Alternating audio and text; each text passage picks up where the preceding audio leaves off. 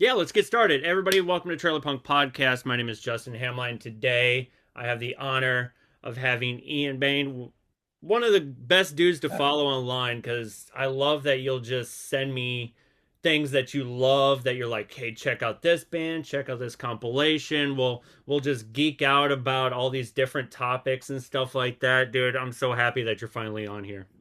Oh yeah, me too. I'm so excited. Uh, know it's gonna be a good time. Yeah, tell me, what do you have going on? Is there anything you want to promote? Anything new with ICBM or any of the other projects that you're part of? Well, ICBM just got recently put out on. Well, there's this Crash Lips Records comp that just came out Yeah. on tape. That one, that one's really good. Everybody on that's like top notch. And then also there's this little guy too, the The Metro. second Yep. Metro subterranean one that Oh, David was talking about a few yeah. episodes ago Yep. in the flesh. That's amazing. And so many shows. My goodness. Yep. You've been busy. There's yeah, a lot of bands. Yeah, and it's cool because I'll have to link your YouTube because you'll post entire shows. Like I love seeing that type of stuff. Like, Hate 5 6 will post all these punk shows and, Right. post hardcore and shit. But you are like whatever is going on and you'll film the entire thing. And I love that because it's like, okay, finally I can, I live in the Midwest, so I don't get to experience a lot of stuff that's over there at the West Coast. And it's like, you're kind of bringing me into your world, and I love that. I think that's fantastic.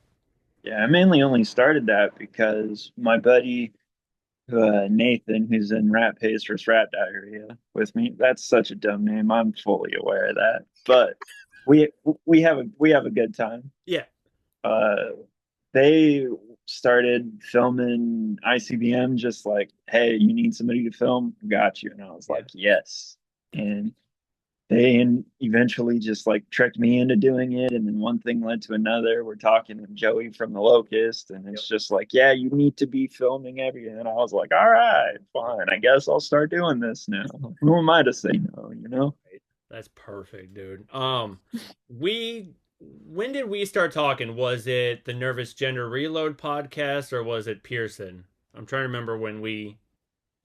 Whichever one was first. Okay, so it was Nervous I think Gender Nervous Reload. Gender. Yeah, it was one of my earliest podcasts that I had them on, and I feel like I've learned so much since then, but it was such a great honor to have them on, and they have Right. such a great history over there. How did you kind of link up with them? Well, I booked them for that one show that they were advertising, the August 9th one. It was a show for my guitar player Yanka's birthday, and I wanted to try and like do something a little nice. I like to try my best when I can. Sure. So I hit them up, and they were down there just like, yeah, just whatever. This is Hmm. how much we need, and I was like, chill, I could work with that. Hmm. And I got them. They saw me. They were like, "Yeah, we love that. That was amazing." They booked me for another show, and then they loved me even more there. And then that one was a little bit wild because I accidentally fell into somebody, Yeah. and they were not too happy with me. What happened? Can you go into that story? Like, well, shows Yeah, of shows course. happen. I Yeah. still feel bad about it, but Right. it was an accident. Uh-huh. Like, I like to do this thing where I just fall, and I hope people catch me, but sometimes they don't. It's a game of trust. Yeah, they were not ready. And I knocked over a bunch of wine. Oh, They got mad at me for a second, but I still feel bad about that. that's funny. Uh, But they liked it. That was yeah. a fun time. And then I don't even know how one thing led to another. They were just like, "Hey, you want to play drums for us?" And I was like, "Yeah. How can I say no to that?" Right. And then now here we are. Hmm. What instrument did you start off doing first? Because you'll sing, you'll do drum. Like, what do you? I started with bass when I was about 9, I want to say. So like 21 years and no lessons. Nice. I've had maybe like 4 from my cousin in all my years of doing this, Yeah. I think, on like everything I know how to play, which is Mhm. kind of, it's weird when people are just like, yeah, I had lessons. And I'm just like, oh, What's that like? that makes sense. That's why I can't do that. Right. Ah. But yeah, no, it started with bass, Yeah. and then eventually it was like guitar, drums, sax, and Wow. then I switched from sax to trombone, and then everything just kind of falls, you get handed stuff, and people are just like, "Hey, can you play this?" And you're Figure it like, out. "Oh no, but I'll try. Why not? That sounds like a fun thing." Yeah, for sure. So it's like trial by fire. It's one of those situations where you're like, yeah, sure, I'll give it a try, and hopefully it like everything kind of falls into place. But I mean, it's not. I hate to be that guy, but it's like it's not hard to understand an instrument. You're not going to be Right. top notch musician, but it's like No, once you kind of get the feel of it, then you're going, okay, I can kind of make this my own. You know what I it's just mean? hours and hours and hours. Hmm. The Definitely. more you familiarize yourself, the better. Yeah, Like, more it all kind of falls into place, sure. and then it becomes a big old puzzle. Right. Tell me about growing up. What was the bands that you looked up to? What kind of got you into music? Were you just kind of pulled into it, or is it something you kind of fell into? Oh man, it kind of just feels like it's always kind of been a constant. Yeah. Like, I don't even remember the like going back, I guess, like being like a little tiny little baby toddler and Sure. singing like all those epitaph comps and give them the boot comps and stuff, and then going to like finding Primus and then Sure. finding noise eventually. I don't, Right. I heard the Locust when I was like 12 or something like that. Because my Awesome. dad was just like, hey, I just saw them. They're cool. And pointed to Oh, the wow. Plague Soundscapes poster. And Yeah. as a kid, how can you not? Like, Right. it's a perfect for a kid. Oh, it's And it's spazzy, it's cartoony, like it's like everything that you just like get drawn into. I put those headphones on and it was just like, oh, you could do that. That's cool. And then they kind of just laid on the back burner for a while. Yeah. Eventually came in, I don't everything. Yeah. It's all kind of, you know, Right. So is Pearson one of those musicians that you've always been like, holy shit, like because I was naturally drawn to Pearson. I mean, I remember seeing it wasn't I didn't see him live, but I had a I think it was Hellfest DVD. It was a double disc oh, and The Locust was on it. And I just went, "Oh my god, like it just blew my world apart." It was like it's spazzy, it's crazy, it's loud, it's fun. It just like kind of fed into my ADHD type of vibe, and it was just like, oh shit. yeah. So has Pearson always kind of been one of those artists that you've looked up to? Well, it was really like the drums and like Okay. So all of Gabe. Gabe's playing and like, all of that because Yeah. his drums are like they're brutal, but they're funky, but they're like you can dance to it, but also like get punched in the face to it also. Yes. And I like I don't know, it's just so good. Yeah. Like just the his drum parts get stuck in my head Yes. more so than like all the rest, which is just like how good of a drummer you have to be, Right. you know. Yeah. But like, I mean, all of Justin's bands are good. Oh my gosh. Like And Def Club too. Like, oh, for love sure. those boys. Which one of his like projects are you more sucked into? I mean, other than the Locust, probably Def Club right now, Yeah. just because like the brutality, they're Oh, so good. so They wild. make my ears hurt.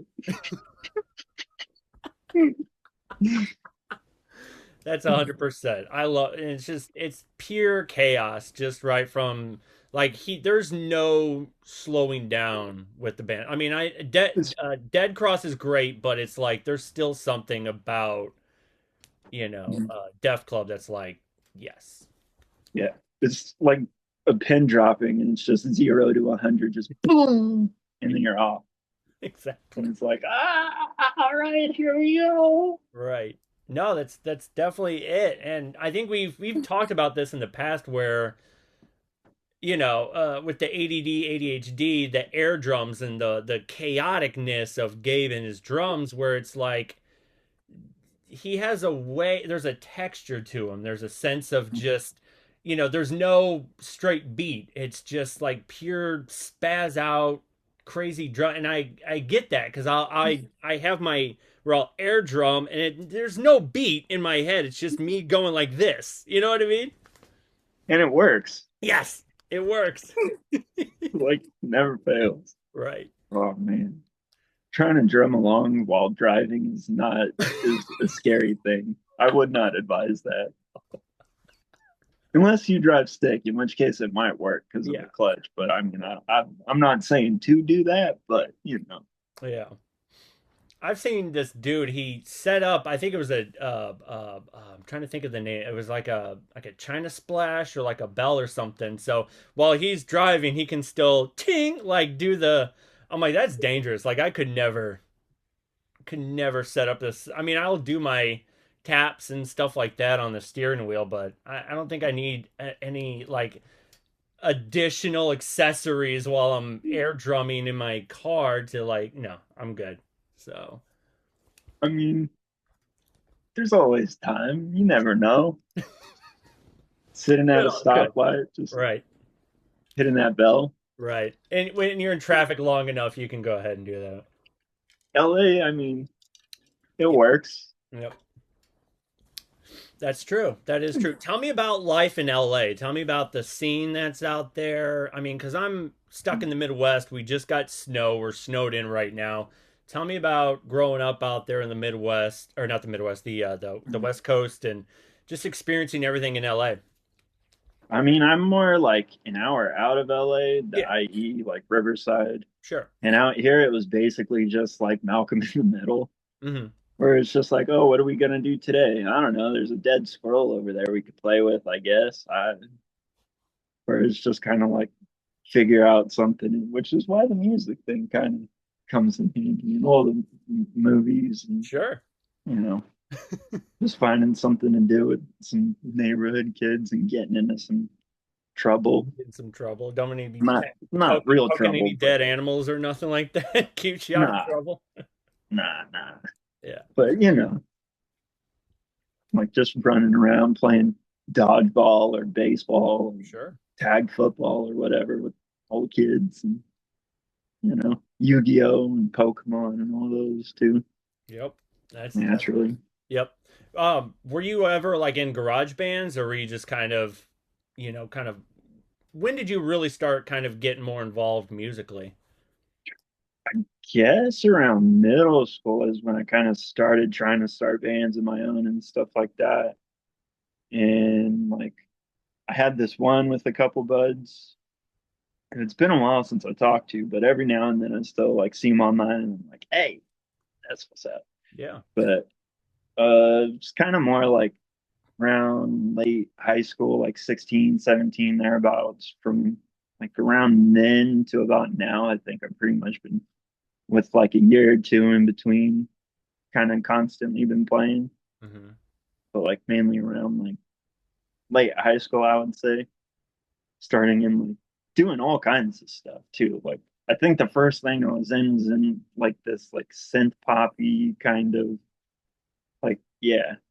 Hmm. As a kid, I don't know what I was doing, but Right. it was fun. I didn't know how to play drums then, but I was doing it. What was I the think we inspiration? played like one talent show. Oh, okay. Gotcha.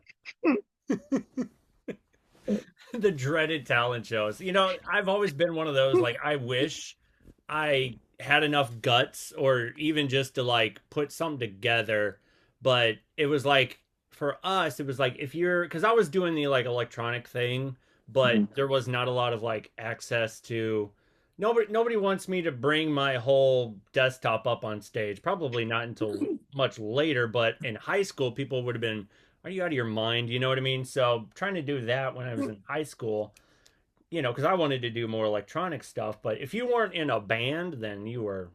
What's the point of being in a talent show? People didn't see electronic music as talent back then. So, Rude. I played right. this one. This that just reminded me. I played this one talent show in high school too. It was the second year because I was in my blues band at the time.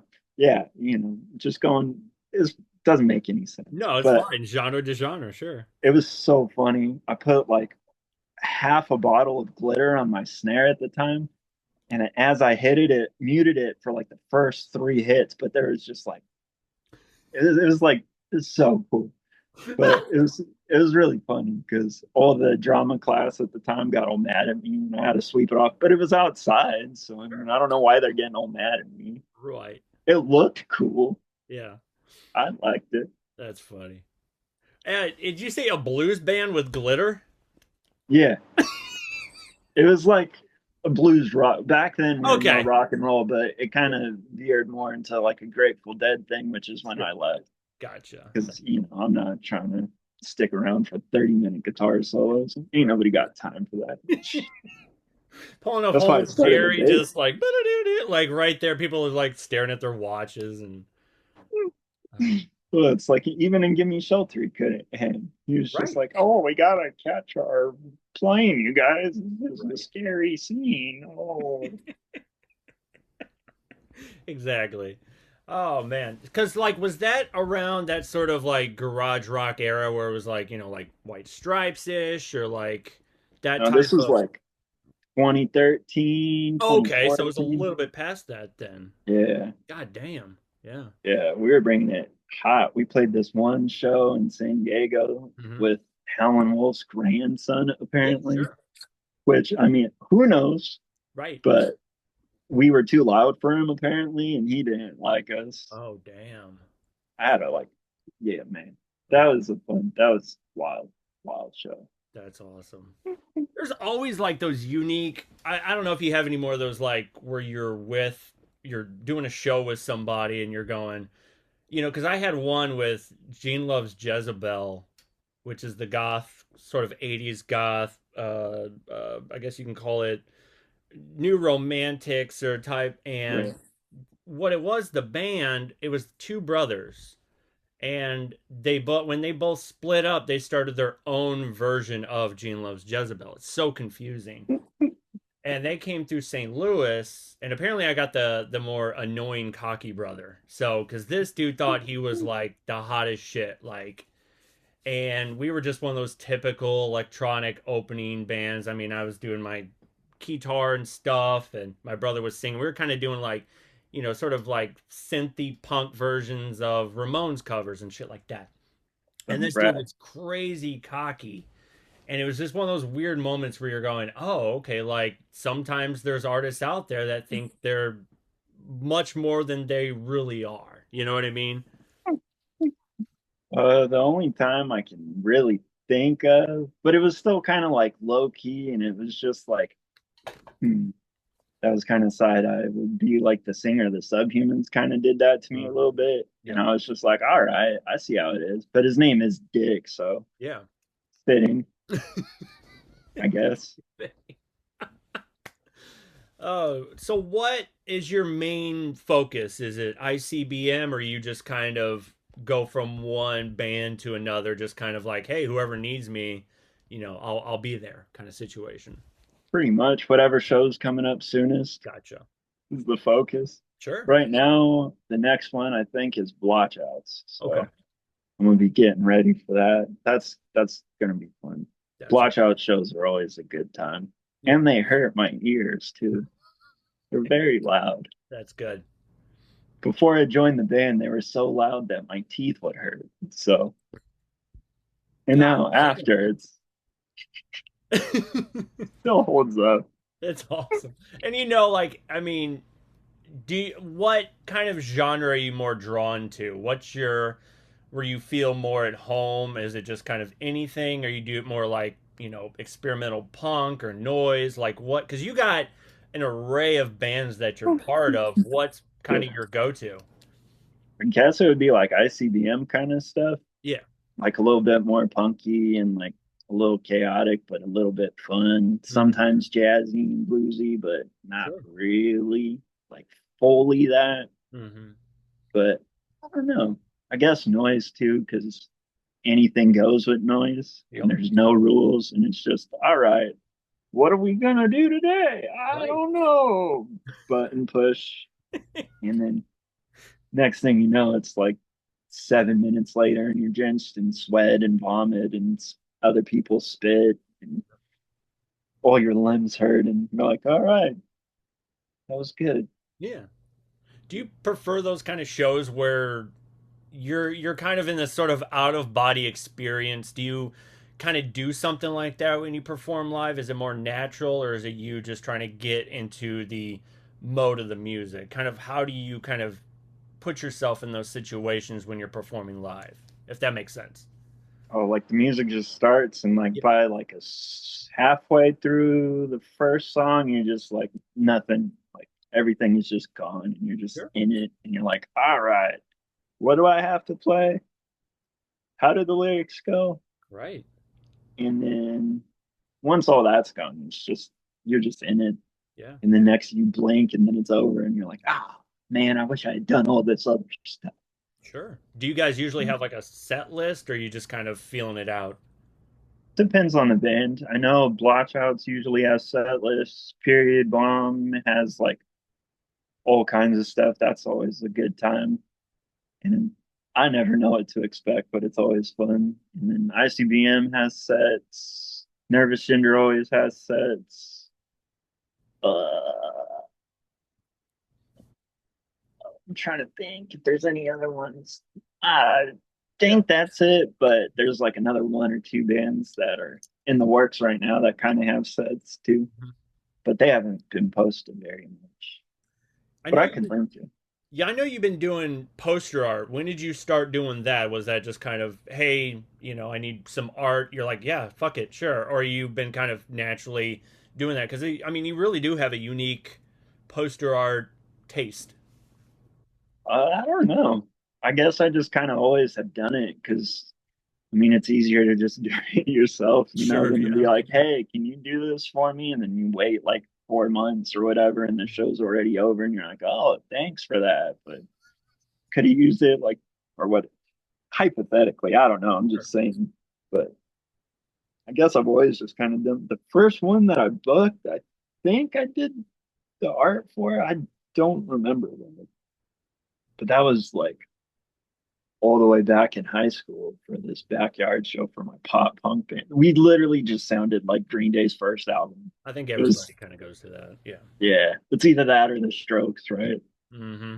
Got to do that sort of indie, where it's like, dude, it's obviously television. Like, I mean, everybody's like, they're so innovative. I'm like, they're just taking television and that sort of post punk. I'm like, that's nothing new. I mean, it sounds great, but it's not Yeah. anything new. Like, it drove me nuts on how people were just like, they're the best. Oh my, like, it's just like they sound like this. Like, I don't know. Maybe it's just me. So, I mean, when I was growing up, that was like the first time I had heard like indie music, and I was sure. just Yeah. obsessed with it. But growing Yeah. up, like looking back now, it's like, Yeah. all right, I'd rather listen to other stuff like Right. television or like Velvets or Right.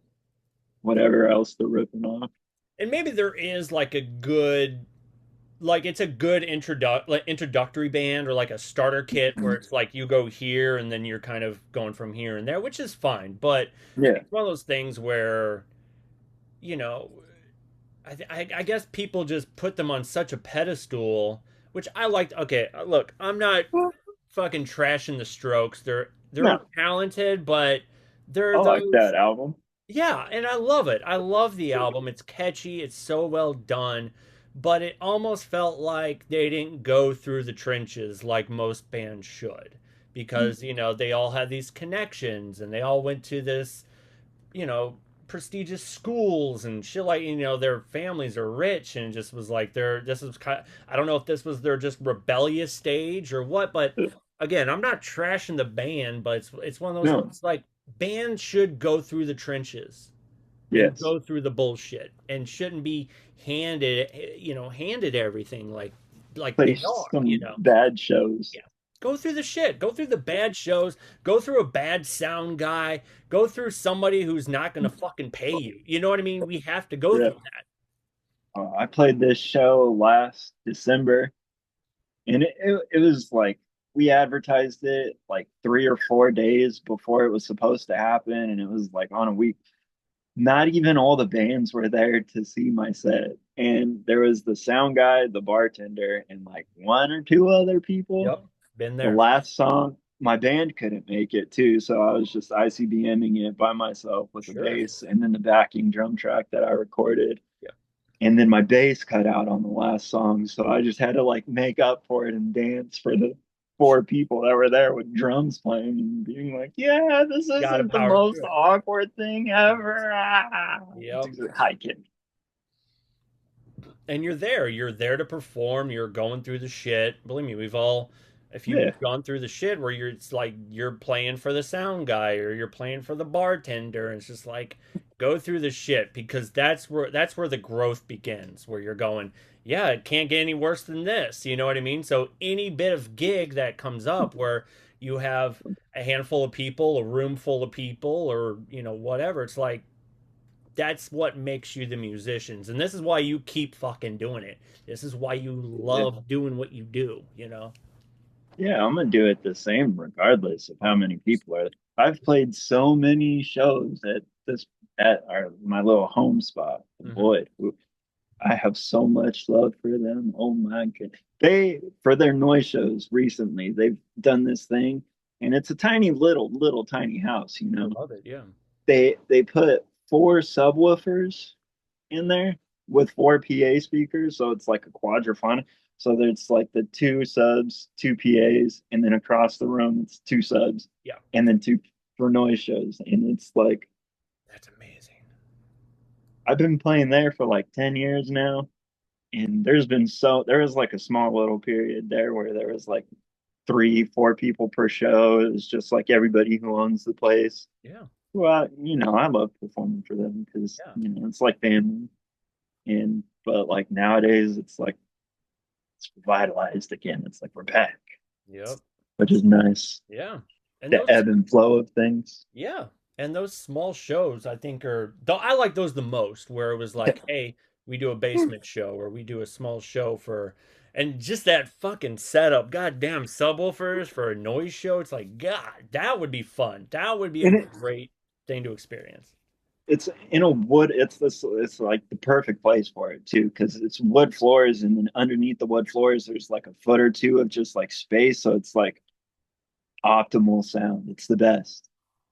That's insane. Bands, hit me up. Come to Please, the for real. I'll have to clip this and post it because I would love more. I would love to see that. I would love to see more of that because that's fucking great.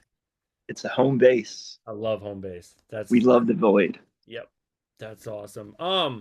Jimmy Cliff died recently and you made a post Yes. about how you went and saw him live. Tell me about that because I find that extremely amazing to hear those sort of Oh, stories. I think it was like my first show. I can't remember if it was that or the Whispers or what. I think it's technically Etta James, but I was a baby, so I don't really remember. Sure. But it was one of those two. And my dad was working at this RMA in Riverside, and the Jimmy Cliff show popped up. So he was just like, "Yeah, we gotta go." And I was a kid.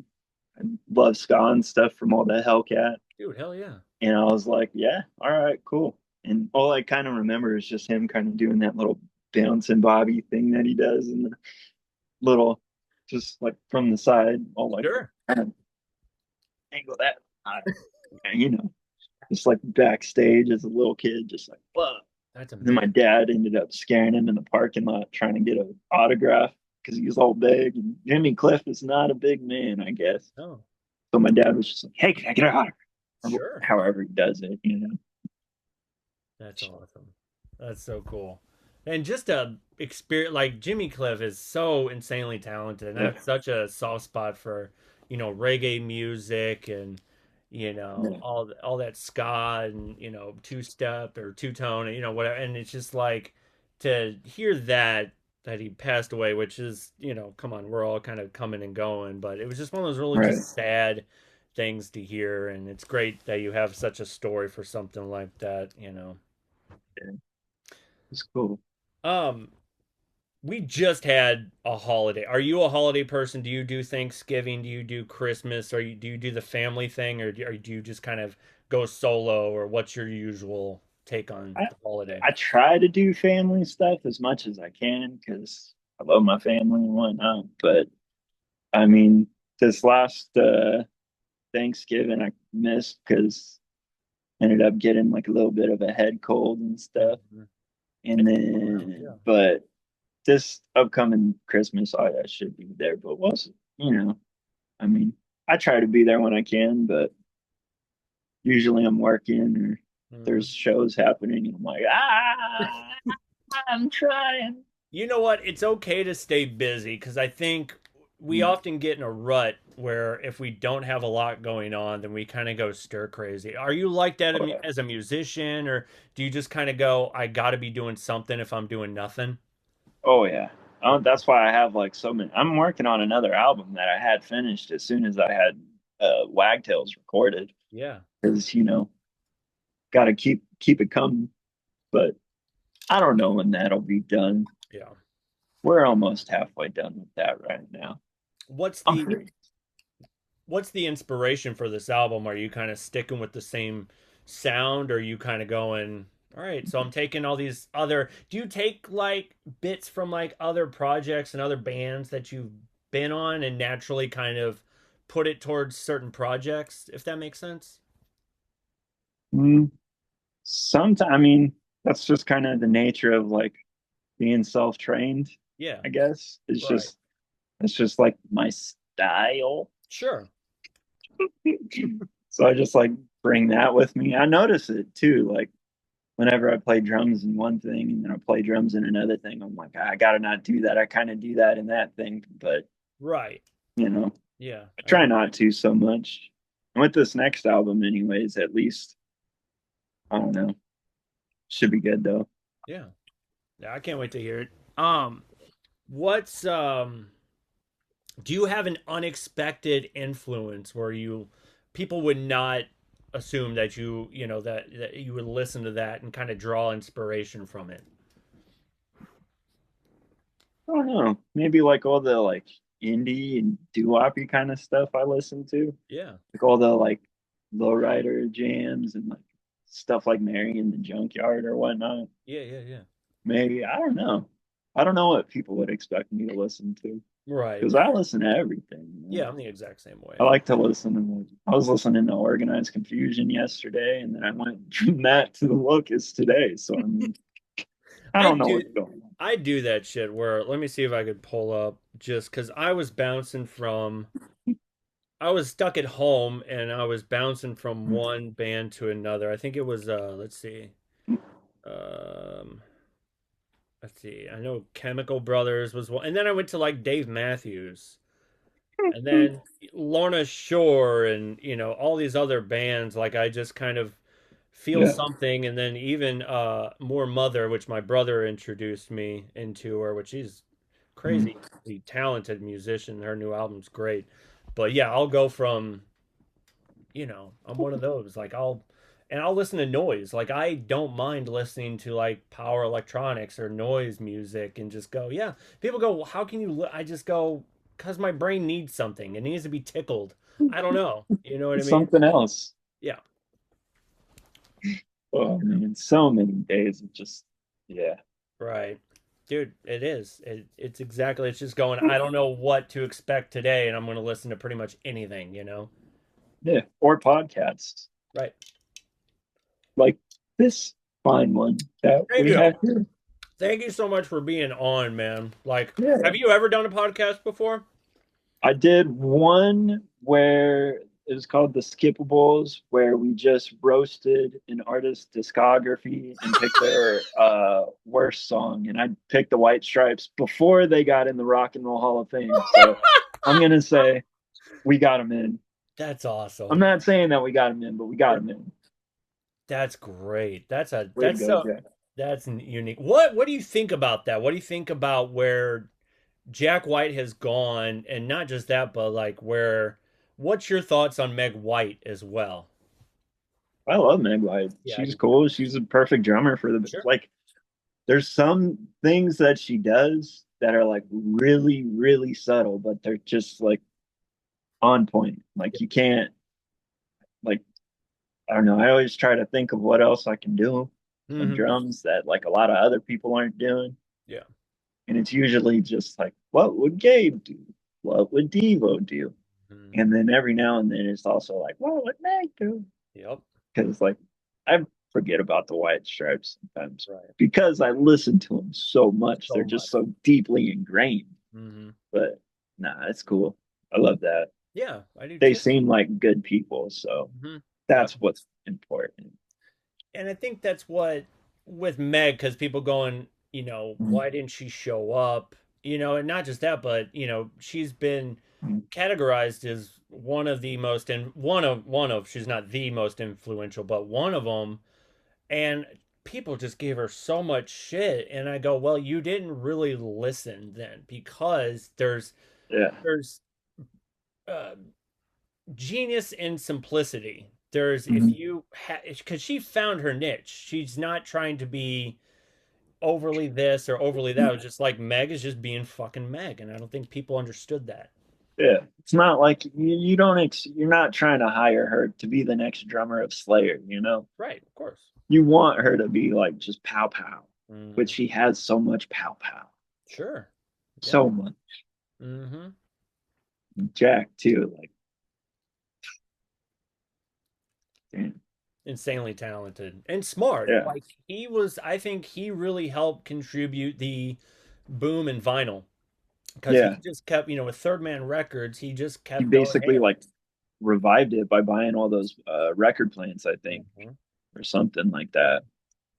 Because it was like doing that downward spiral thing, and then he bought all the plants, and then it was like, oh, oh, oh, and here we are. Oh yeah, yeah, and it's great because it's like now it's like young kids are going out and buying things on vinyl now, and I just like I said, I think he was one of the ones that went, oh, we can revitalize the vinyl world, and not just that, but he'll take old Mhm. artists like he just redid Captain Beefheart. It's one of those things where he just kind of took it and was like, hey, I'm gonna remaster it and put out Trout Mask replica, and just it's like finally, you know what I mean? I don't know, I Yeah, think that's amazing. that's really funny because that's how I found out about Captain Beefheart was No because shit. he covered the White Stripes do a cover of Ashtray Heart, and I was just Oh like, yeah. oh, this is cool. What is this? Who Right. did this originally? This is a Yep. cover. Mm-hmm. And then it was just, you know, So good. So good. Yeah. And that's one of those things where Captain Beefheart was kind of I guess it's my Moby Dick, where I keep trying to figure it out, but I don't think I can. Like it's one of those albums that I love, and I go, okay, maybe this time something will.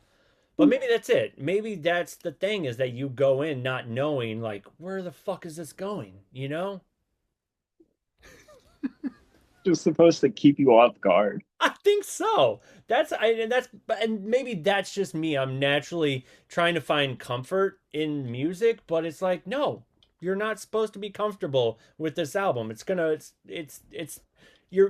to go this way and that way. Like, I mean, they have a song called Dolly's Car. yeah, yes, yes, What do you expect?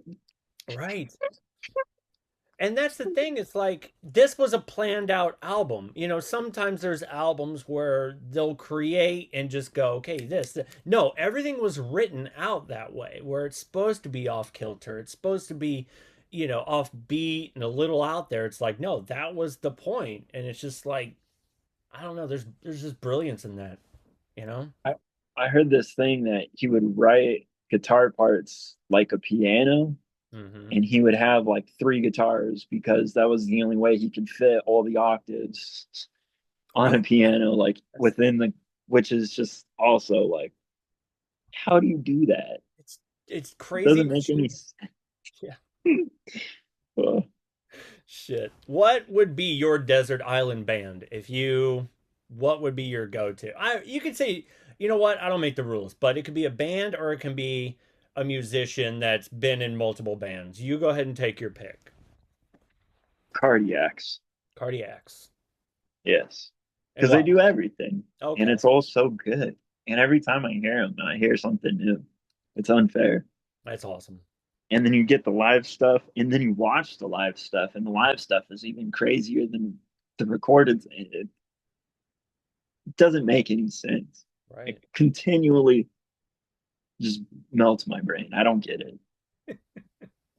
It's frustrating. right. I want to get there. Yeah, He was also self-taught too, so I'm just like, I could do it. I can do it. I right. know I can, but like, still such a big hill to climb. Exactly. Oh shit. Um, if if the zombie apocalypse came to Riverside or LA, would you be prepared for it or would you have to leave town?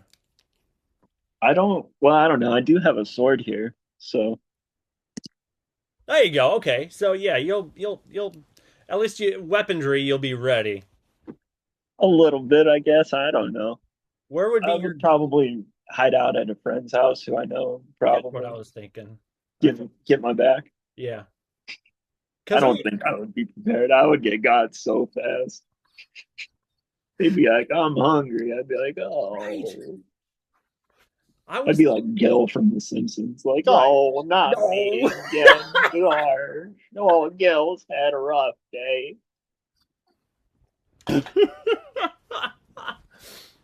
That's so funny. I was thinking about that last night going like I don't know, I can't sleep so I'll think of conversations or things to kind of throw in the podcast.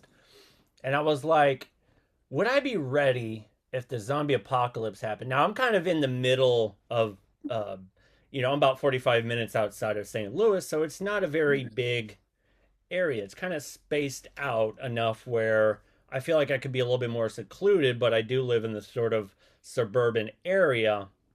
But I'm Right. going, would I be ready? You know what I mean? Or what would I Mm. do in the situation? Would I, set up camp?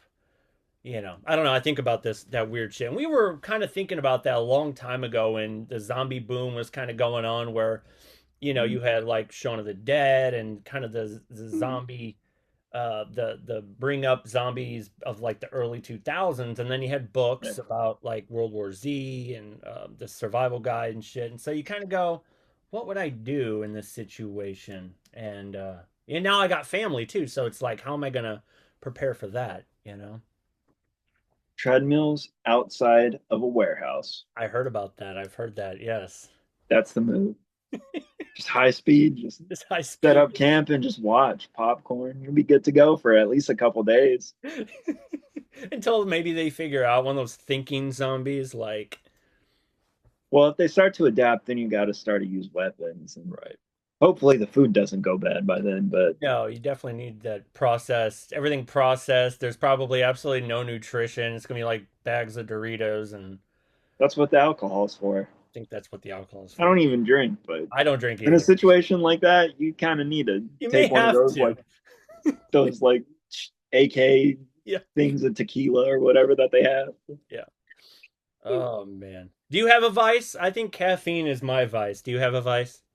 I smoke a little bit, Mm-hmm. but I don't want to. Right. It's Are you cigarette? Because I quit smoking like years ago, and then I think I quit vaping like 4 years ago, and so now it's like I got my caffeine, and then sometimes if I get like an inkling to vape, I use nasal sticks. It's like a mentha, and it is that kind of helps with cravings. So believe me, smoking is not quitting smoking is like you're still gonna deal with that shit, the fucking cravings, because it drives me nuts. yeah, no, it's mainly just like little stizzies and Oh, okay, so whatnot. yeah, Yeah, a little dart here and there. That's fine. Yeah, yeah, but it's also like a pain management yeah, for shows and sure. help lock into the zone for shows. That's okay for sure. Yeah, You know, I sleep understand. aids. Yep. What what was probably the worst gig that you've ever played? Mm. As far as what? Whatever the one that came to mind, like is it, one that stands out the most? It could be because of the people, or it could be because of the sound, or just one that, after I said that question, was there one that went, okay, that one's the worst?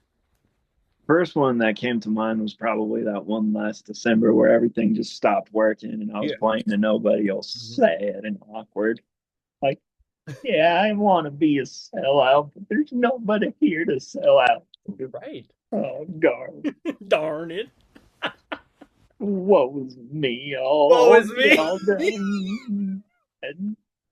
Dang it. Yeah. Yeah. But there's been so many shows, it's hard to keep track of them all. Is there one that stands out as the best one where everything just kind of clicked? There's been a lot of those lately. There That's was one last October, ironically, at the same place too.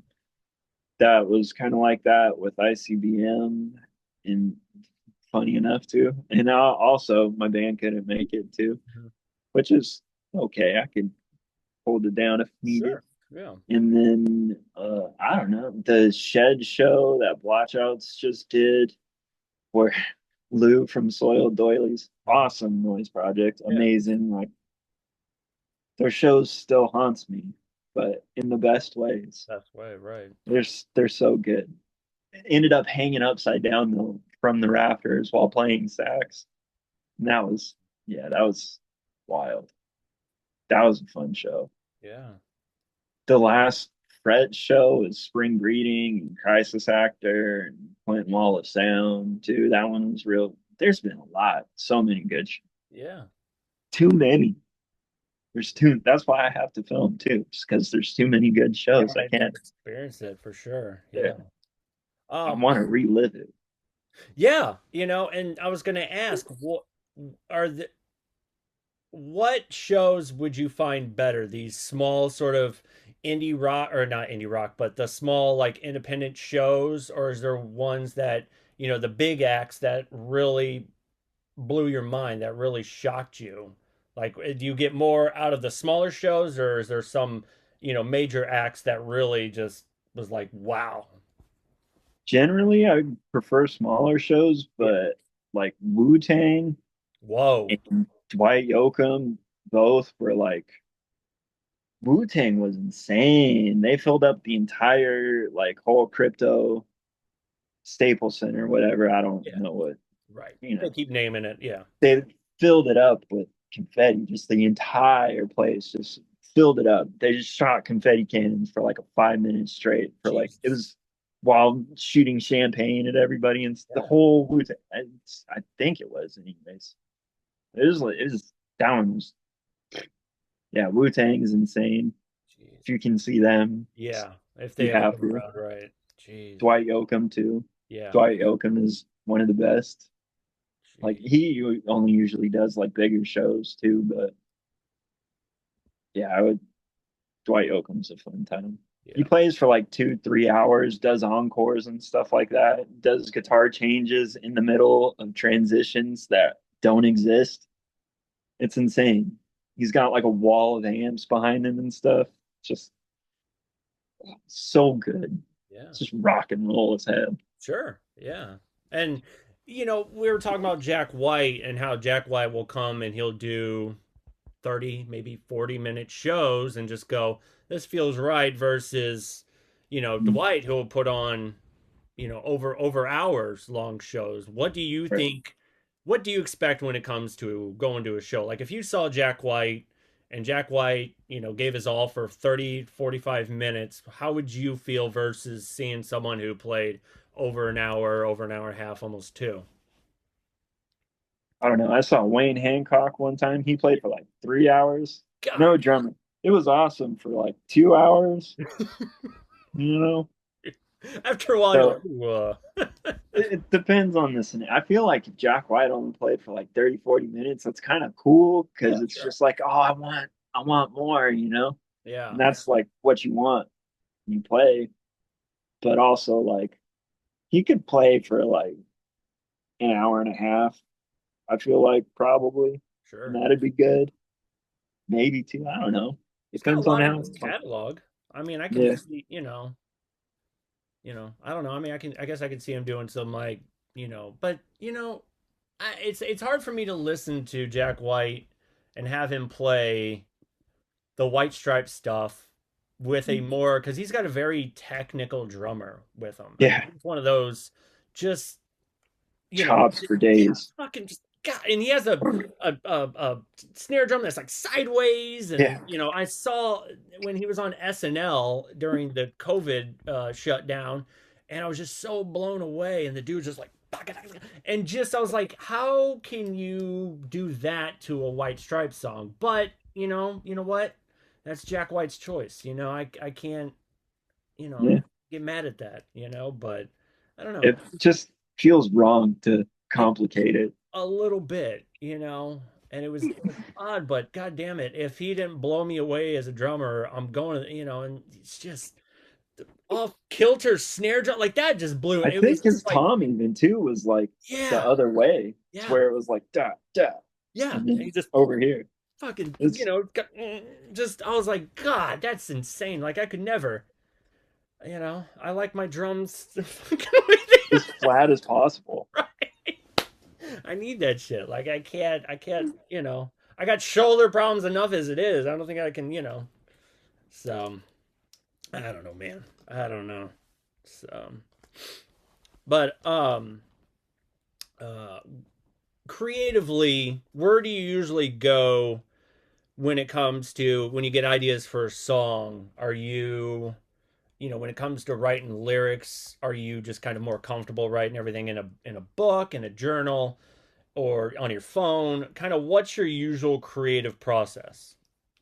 I usually do like a handwrite it, and then I also have it in my phone because I usually record it over at the bass player of ICBMs at the lab is what we call it, Yeah. and it just makes it easier to not have like a whole bunch of stuff with me, pack light.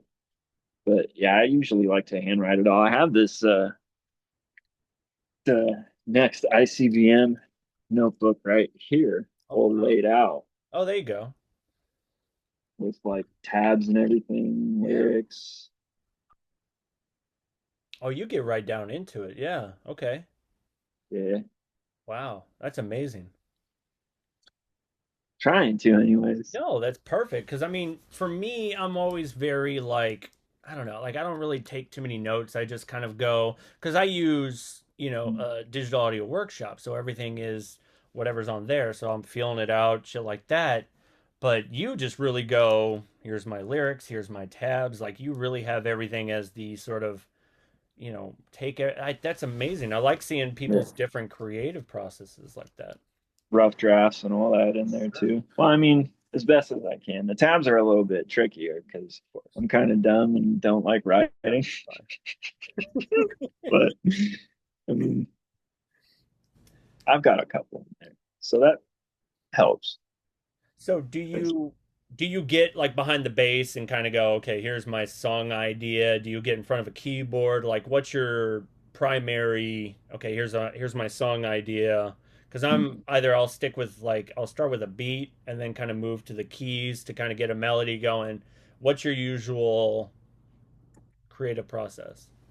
I'll just be like, oh, I want to play bass today and pick up my bass and then just start jamming and I'll be like, oh, that could make a cool song. How do I connect that? What do I connect that to? And then the puzzle pieces start forming and stuff like that. And then I'll start with guitar or whatever. I've written some with drums first, but it's been a while since I've done that. Yeah. That's more like the old days. Mm-hmm. Pest. Nobody knows Pest though. Pest is dead. That's dead. Unless people want, I guess.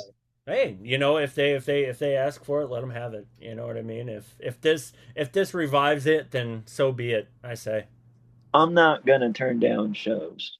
no, of course not. You can't. Like I would never be able to be a kind of a musician that goes, if someone asks me to do a show, I can't tell them no. Like if you No. want it, I'll bring it. You know. I've done two in the same night, in two different cities about an hour apart No after shit. work, which is not the smartest idea, Right. but it was fun. Shit, man. Were there ever, when you first started out a musician, what kind of personal changes did you make as you got older, more experienced at being a musician? I know you mentioned, oh, I started out with drums and now I start everything, with, guitar, drums. Has there, I mean, even just your songwriting process, do you think it's kind of changed and matured, and how so? I think just the ability of it all and being able to like know what I'm doing a little bit more, Yeah, being more complex in the way that I do things, sure. trickier and stuff like that. Because the early pest stuff I know is just like anybody could play it, which is kind of fun, but also it gets kind of old after a while, I feel like too, Yeah. as opposed to just like, all right, cool, we're doing 17 different parts in this one song, you know, Yeah. or whatever. But yeah, I don't know. It's probably just gotten like more technically better, musicianally better Sure. over the years, I guess. I've definitely gotten better Yeah, that's of good. a musician. I'm Right. not the same drummer I was in Right. seventh grade, that's for sure. What as you gotten older, are there some artists that you look up to now versus what you were listening to like in the past? Like, are you like finding more appreciation and you know, uh, you know, like for me, Tom Waits. Like I back then I probably would have been like, meh, but now it's like I can't stop listening to the guy. Have you ever had those moments where, as you've matured, you've been drawn to artists that you didn't expect to be drawn to? I guess just like a lot of the jazzier stuff, because growing up, it's always just like so, just like in your face and just Sure. like, or whatever. Yeah. But now it's just like, all right, cool. I'm kind of making sense of this a little bit more. This is fun. It was fun before too, but now it's when you kind of can be like, all right, this is what they're doing here. Hmm. This is what they're doing here, and this is how it all. It's fun, Right. more fun. I think I was when I first started being a drummer and listening to jazz. I think I was more drawn to, Buddy Rich and the more drummer jazz big band type stuff. But now it's like, oh, you got, of course, Coltrane and Miles Davis and all these other artists that I can't think of off the top of my head. That it's like, you Right. know, and even just listening to like Herbie Hancock, when I started getting more involved in, synthesizers and keyboards, it was like, oh shit, like, so you're kind of, getting a little bit more aware of all these other artists and instruments and, shit like that. And you're going, oh fuck, this is really, really fucking good. Yeah. But like the crazier stuff, like James Blood Ulmer and like Mhm. Lounge Lizards, like more like balls to the wall, pow pow, Milford Graves kind of stuff. Yeah. And even like just I think is it the term, is it jazzcore, where it's kind of got like this sort of, I'm trying to That, think. that sounds right. I don't know much about genres. Right, I'm trying to think of it as like, I guess you can call it punk jazz, but I'm trying to think like, I leave that for the internet to yeah, decide. yeah, oh yeah, John Zorn and Elliot Sharp and shit like that. Yeah, I can see where Yeah, just even that. Right, yeah. That was probably one of the best renditions of that. That was you stayed on key. I gotta applaud you on that one for sure. oh, it doesn't usually happen that good. It's rare. Um, do you write better when you're happy or when you're kind of in a mess? Definitely in a better mood for sure, I would say. So when I'm like all messy, I just am like, I don't want to do anything. I'm Mm. just like scrolling, watching dumb stuff or whatever. I hate When the. I notice myself watching stuff too dumb, though, I'm like, all right, I gotta catch myself. I gotta start playing guitar more. Yep. That's when that kind of stuff starts changing again. Sure. Yeah. I know. Believe me, I get stagnant sometimes where it's just like I get mad because I'll be stuck just scrolling through the phone or, Mhm. watching something. I'm going, God, what are you doing? Like you get in such this mode where it's like you're just dumbing yourself down and you're going, no, man, I got to get out of this bubble. Like it drives me Yes. mad that I get like that. And I go, no, just go fucking create something, like do something or Anything. yes, anything. Like it drives me nuts. I hate it. So. But still, I'm gonna just be like,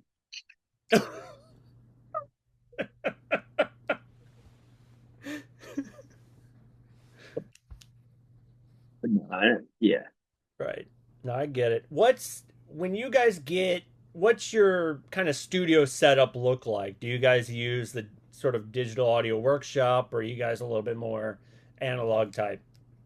We try. I mean, I know he's got Pro Tools, and we try to like cut out all as much of the like chaos and stuff of Mhm. chords and whatnot as possible, and pedals and whatnot. Even so, a lot of the stuff that we do is just going DI into Pro Tools with like built-in effects and stuff like that because it's easy, Yeah. and you get pretty good results. Even our drums that we mic are only like two mics, I think. Right. Pretty sure that we do for like at least with everything that's going to be on Blast Fiend, the next ICBM album, Yeah. is all like two mics. I don't know about Wagtails. Hmm. That was a while ago, but I think some of those might be two mics. It's been a while. Sure. Yeah. Is there something from your past that you would try and remaster and bring back up and put out there?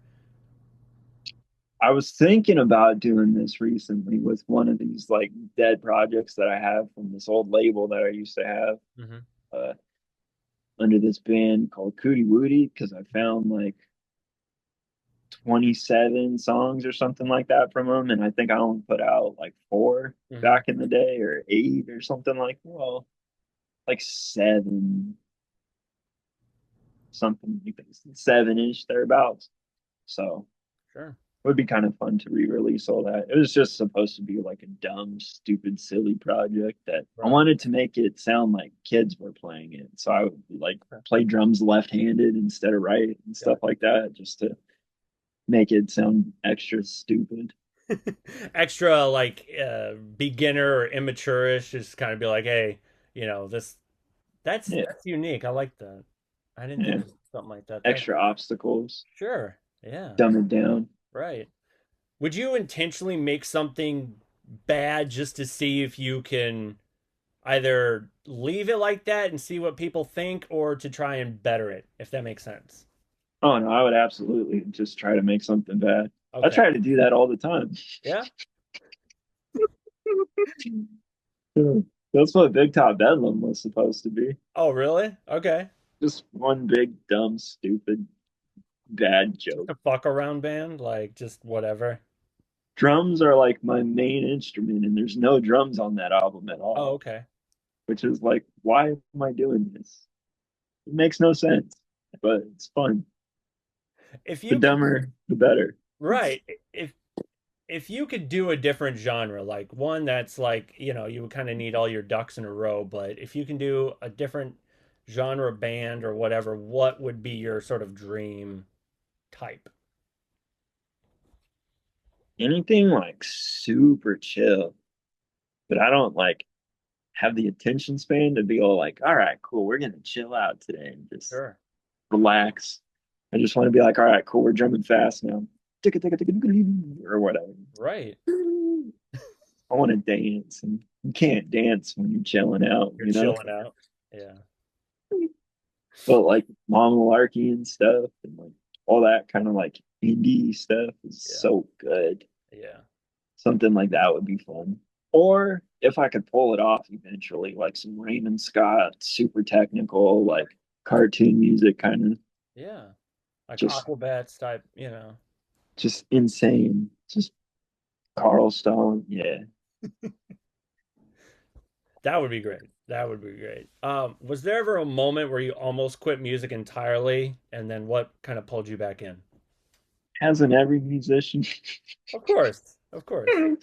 I don't know what made me stop. I don't know. I'm just doing it too much, probably. Mm-hmm. And I don't know. You see a band and you're just like, damn, they're kind of cool. Mm-hmm. Should go see them live. And then you do, and then you're like, damn, those other bands were cool. And then you're back in, you know, one thing leads to another, leads Right. to another, leads to another. Mhm. Yep. Um, what I'm trying to find the right words to say. Um, what part of being a musician still kind of feels like magic to you, even after all this time? Like, is there something that you come across and go, there's still something here. There's still, there's still a fire lit when I get to this point. Making two things come together that I've been hearing in my head for so long Okay. is Yeah. like most of the time I'm just in here. Oh, just chill. Yeah, just chilling. Yeah, Yeah. vibing in the room. Yeah. Just writing everything in here by myself. So Yeah. I don't have like any way to hear it on top of each other. So when it Right. all like comes together, it's like, oh, that's how it sounds. Cool. Yeah. And it feels good. And same with like being on stage too, you know. Do you draw more inspiration being like in your room or being outside, or do you just find more where sitting in traffic, being at work? What's your usual like? I find more inspiration here. Wherever, I guess. I don't know. I watch a lot of movies and stuff and Okay. I let that kind of dictate a lot of the Yeah. time. I'm like that as well. What kind of movies do you find inspirational to you? Anything. Oh, Like I'm hugely obsessed with Buster Keaton. sure. Yeah. So anything that he's in, I'm pretty much sold on. It's a 10 out of 10. I don't care what anybody Yeah, says. sure. Yeah. Even if it's not a 10 out of 10, it's still a 10 out of 10. Okay, so Yes, Buster like Keaton or Charlie Chaplin? Buster all day. Buster all the way. Okay, got it. No competition there. Yeah, If it wasn't for Mabel Normand, Charlie Chaplin's tramp character would not exist. that's true. You're absolutely right. And Mabel Normand helped birth Keaton too. So But revolutionary, Keaton. I mean, without Calvin Coolidge, fun fact, yeah, we wouldn't have Max Sennett, and therefore we wouldn't have all the others. there you go. Which is weird to think that Hmm. Calvin Coolidge is the reason why culture exists. Yep. Kind of, No, I get it, kind and of. it's those little things like even just because me and my brother we had this debate. I'm more Sergeant Pepper. He's more Pet Sounds from the Beach Boys, and the more we kind of fought over it, the more we realized like, oh, if it wasn't for Beach Boys Pet Sounds, there would be no Sergeant Pepper. So there's those things that help influence the other. Yeah, And even just Buster Keaton, just I mean I was in film school for a while, and we studied his stuff, and he was like he pulled his own stunts, and he was doing different camera angles to kind of give this sort of stunt way before Alfred Hitchcock was even coming up with these different right. camera angles and styles, or even oh fuck, what's his name? Orson Welles. And it's just Mm, like nobody knows just how revolutionary Buster Keaton really, really was. yeah. I mean, Sherlock Jr., Hmm. that Steamboat Bill Jr., any of his shorts really are all kind of like that. There, Sherlock Jr., though, is such a trip. He does this one thing in there where he jumps through the lady's stomach and then he walks out. And it's just like, how I've seen how they do it, but it's still just like to get the specs of all that right because he's basically jumping through like a little hole that's like that Yeah, big, like that. Yeah, and then they're like jumping down from it. It's crazy, but it's it's fucking so insane. it's It's insane, insane, dude. so good.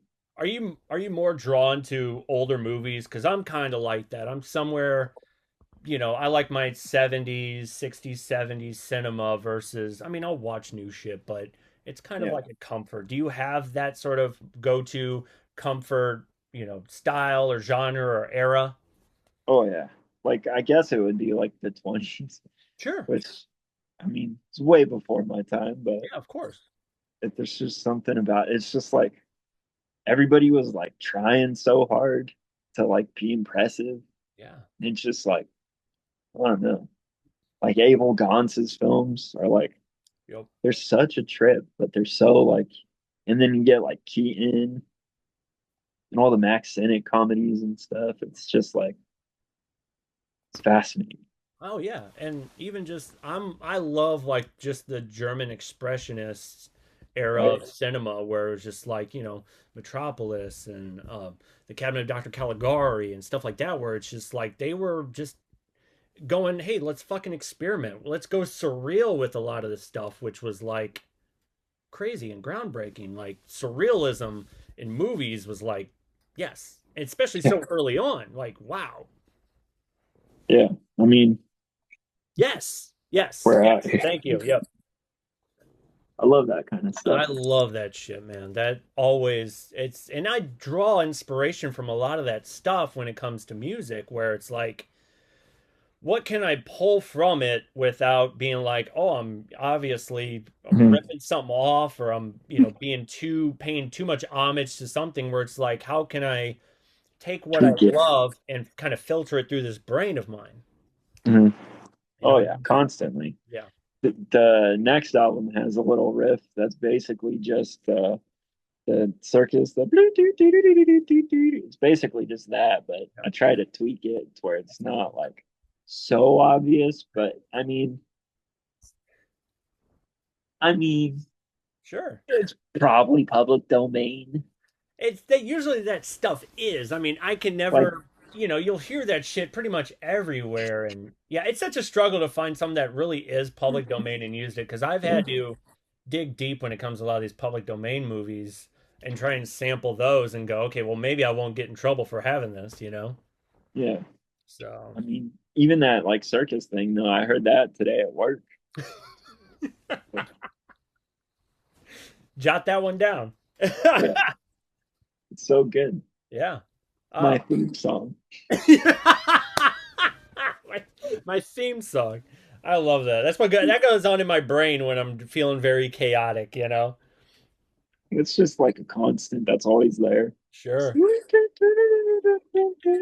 Dude, why not? Like, it's might as well have some clowns running out of a tiny little car just like encircling just da da da da da da da. You know. Or the little, I don't know if you can see them in the closet there, the little monkey that Oh claps yeah, the yeah, yeah. cymbals. Yeah. That's awesome. Try to.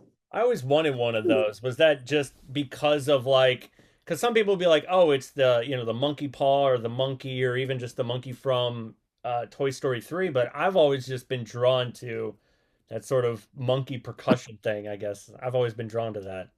He does backflips. Yes. That's Oh, he so does? No cool. shit. Oh my God. I think so. Anyways, Yeah, I haven't really opened him up ever. that's okay. Just leave him. I need to.